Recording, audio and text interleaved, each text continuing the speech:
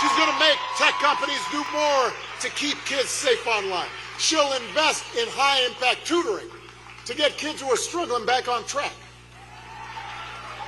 And she's going to make sure you can see exactly where your tax dollars are going and whether the programs you are helping to fund actually do what they're supposed to do. Mikey will work with anyone if it helps the people in New Jersey. And she will listen to everyone too, whether they voted for her or not.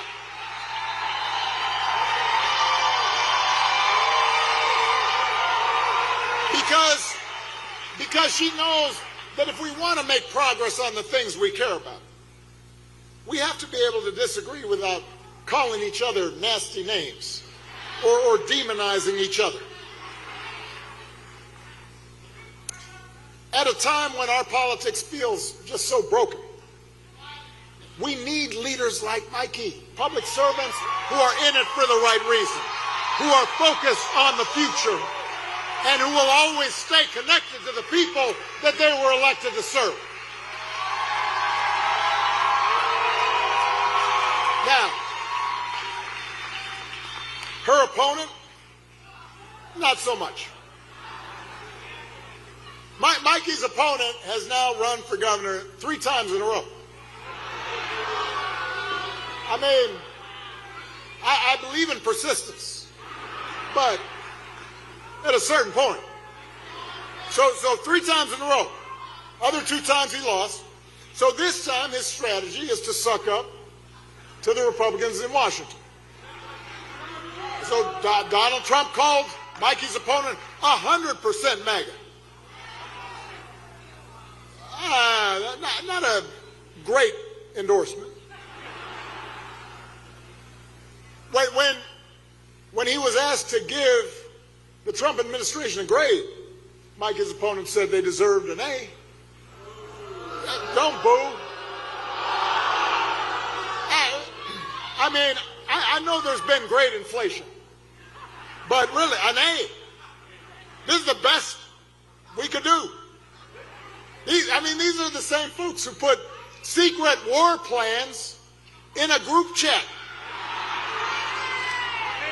You don't think there's anything they could be doing better?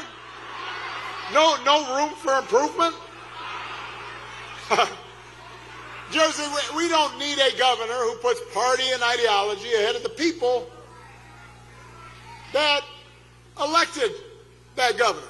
You deserve a governor who's going to think for herself and work for you. A governor who will create jobs and not cut them.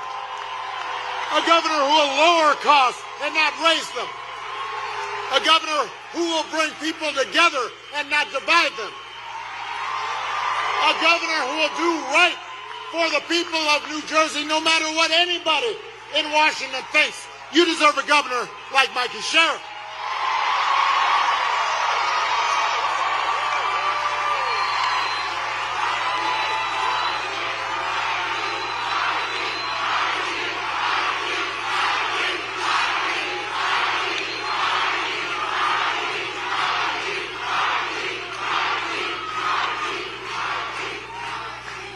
I'm going to bring it down a little bit here. Just for a second. Hold on a second. I hear you, but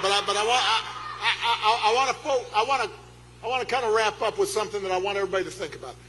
At the end of the day, what this election is about, what politics in a democracy is always about, is values. What do we care about? What do we believe? What do we prioritize? What are our core convictions?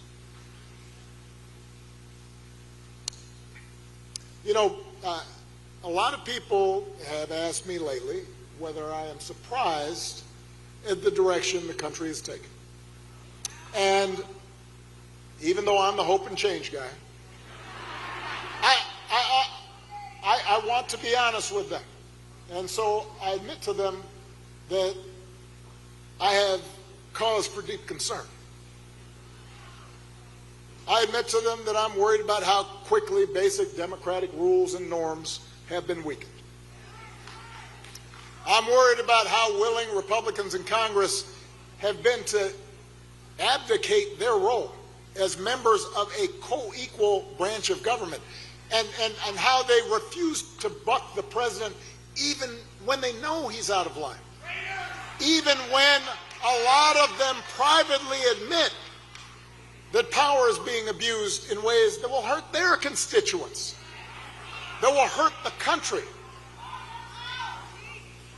I worry about a Supreme Court that so far at least has shown no willingness to check this administration's excesses.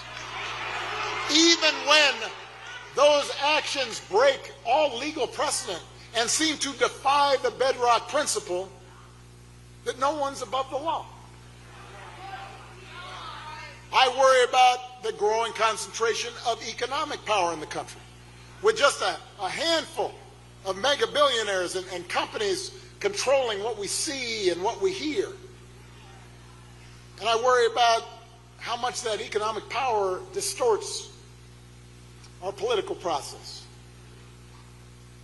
I worry about how readily, not just business leaders, but others with influence in law firms and universities, have been willing to bend the knee to this president's autocratic impulses to avoid retribution or protect profits or just to avoid controversy. But what I also tell people who ask, what I remind them,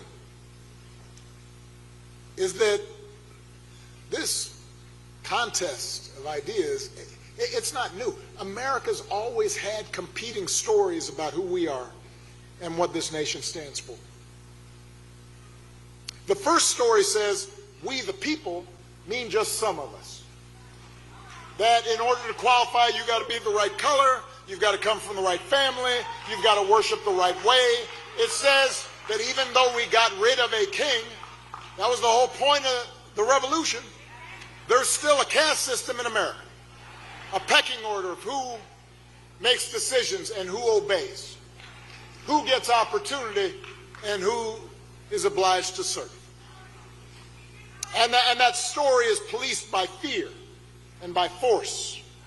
And it tries to convince people that for their group to win, another group's got to lose.